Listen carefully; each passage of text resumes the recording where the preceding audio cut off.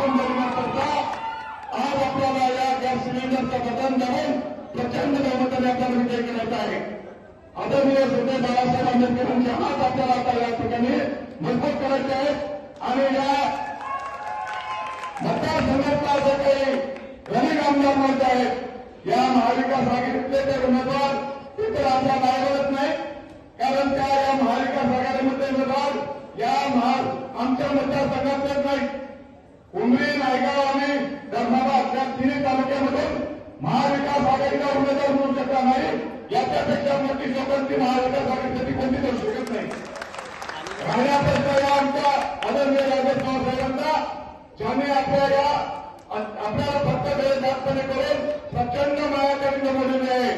आपल्या प्रत्येक गोष्टीमध्ये त्यांनी फक्त आणि फक्त विकासाचा दाखवायचा आणि कोणत्या भ्रष्टाचार करायचा. भ्रष्टाचाराशिवाय एकही तरी काम केलेलं नाही. रस्ते आणि नाल्या आणि त्याचा पर्सेंटेज म्हणजे विकास होत नाही. अत्यंत दुर्दैवाने या ठिकाणी मला बोलावं लागते की या मतदारसंघामध्ये आमदार आहे का गुप्तेदार आहे हे सगळं आपल्याला अत्यंत गुप्तेदारी या ठिकाणी वाढलेली आहे. आणि ही गुप्तेदारी आता आपल्याला कुठल्या परिस्थितीमध्ये बंद करून आपल्याला खरे देश आपल्याला या मतदारसंघामध्ये आणायची आहे. त्यासाठी आज मी सक्षम तयार आहे. या सगळ्या गोष्टीचा विचार करता आपण इतर सगळ्या गोष्टीला आपल्या या ठिकाणी जर बघतो म्हणलं तर दुसरी कुठल्याच पद्धतीचा व्ह्यू रचना आपल्या या मतदारसंघामध्ये त्यांची झाली नाही. शिक्षणाच्या बाबतीत कुठली प्रगती झाली नाही. आरोग्याच्या बाबतीत कोणती प्रगती झाली नाही. आज सुशिक्षित बेरोजगार आमच्या या ठिकाणी खूप बेकार या ठिकाणी आहेत. त्यांच्या हाताला आपल्या या ठिकाणी काम नाही आणि त्यासाठी कुठल्या पद्धतीचा उद्योगधंदा या 5 वर्षात आणला नाही.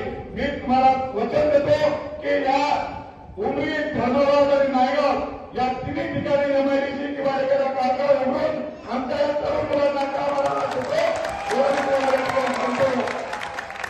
आज अनेक या गोष्टी आपल्या आरोग्याच्या बाबतीतल्या गोष्टी आहेत. आपल्याला एससी, एसटी आणि ओबीसीचं आरक्षण फार मोठं धोक्यात आहे.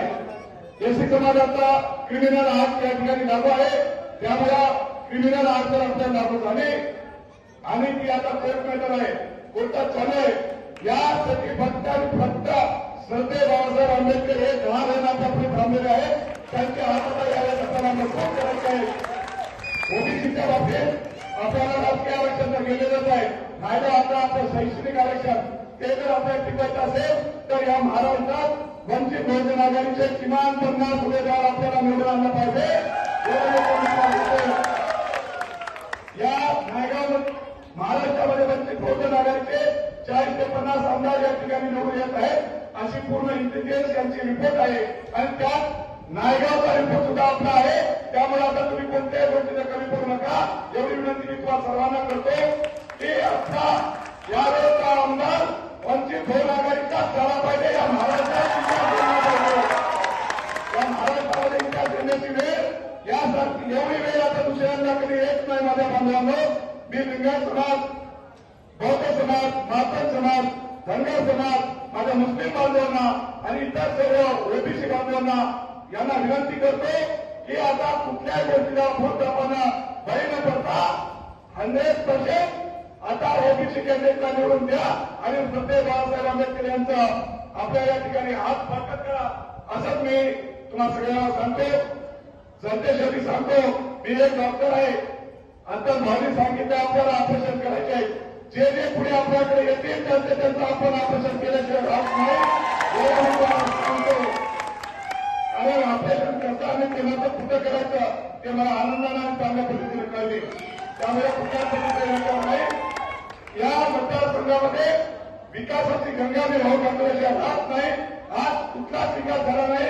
या गरीब मुद्द्यांना विकासाची व्याख्याच समजली नाही. विकास म्हणजे काय आणि विकास कसा करायचा हे सुद्धा त्याला समजत नाही. त्यामुळे आता आपल्याला विकासापासून आपण दूर न जाता मला मतदान द्या. सरदार बाळासाहेब आंबेडकरांचे हात मजबूत करा. विकासाची गंगा गावोगावी घरोघरी घालायला राहत नाही.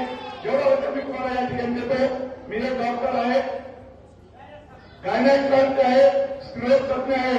म्हणून सांगतो भाऊला आणि यांना की सरदार बाळासाहेब आंबेडकर यांच्या आशीर्वादाने मी जर आमदार झालो तर या मतदारसंघामध्ये तिन्ही ठिकाणी उमरी, धर्माबाद आणि नायगाव या तिन्ही ठिकाणी मी दवाखाना मोफत दवाखाना डिलिव्हरी सिलेंडर एवढं काम तुम्हाला करून सांगत नाही.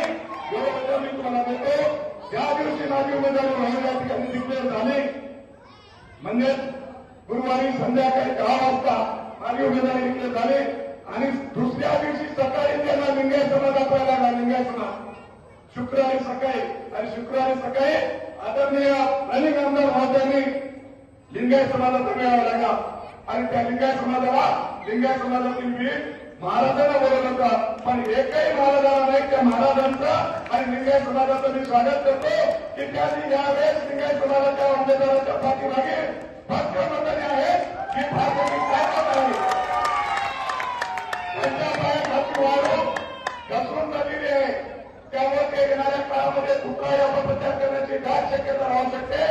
कोणी म्हणे डॉक्टर साहेब इथं गेले, कोणी म्हणे तिथं गेले, याला मेहनत झाले, त्याला मेहनत झाले. मी कोणाच्या बापालाही मेहनत देत नाही. बाळासाहेब आंबेडकर जे विश्वासाने माझ्यावर विश्वास केले त्या विश्वासाला मी हृदयाच्या स्थान देऊन मी त्या विश्वासाला पात्र राहील. आणि तुम्ही मला आणि अनिल भोजीकर यांचं दोघांचंही विधानसभा आणि लोकसभेला प्रचंड बहुमत निवडून घ्या आणि आमचं गॅस सिलेंडरचं बटन असं दाबा की मला मुंबईला आणि बहुमत दिल्लीला डायरेक्ट पाठवून द्या. आणि मी या ठिकाणी माझ्या शब्दाला विराम देतो. जय हिंद, जय श्रीराम, जय भीम, जय शिवराय, जय ओबीसी.